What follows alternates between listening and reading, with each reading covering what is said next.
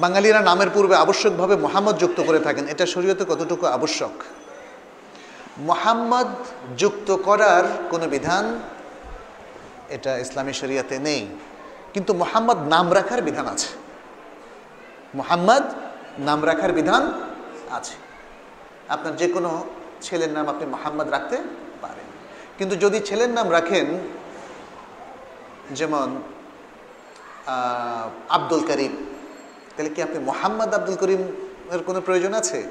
এটা সুন্নার খেলাফ, এটা সুন্নার খেলাফ। হয়তো আমাকে বলবেন বলেন কি আপনি কেন সুন্নার খেলাফ? ব্যাখ্যা করলে বুঝবেন। কারণ সুন্নাহ আমাদেরকে একটা নামের প্রতি উদ্বুদ্ধ করে। রাসূল সাল্লাল্লাহু আলাইহি ওয়াসাল্লাম যখন সাহাবাদের নাম পরিবর্তন করেছেন, কয়টা নাম রেখেছেন?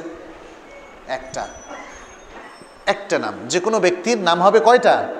একটা। এর সাথে যুক্ত করা জায়েজ আছে লাকাব, আর আরেকটা যুক্ত করা জায়েজ আছে কুনিয়াত। কুনিয়াত হলো উপনাম, কুনিয়াত হলো উপনাম। যেমন আপনার ছেলের নাম আব্দুল্লাহ, তখন আপনি হবেন আবু আব্দুল্লাহ।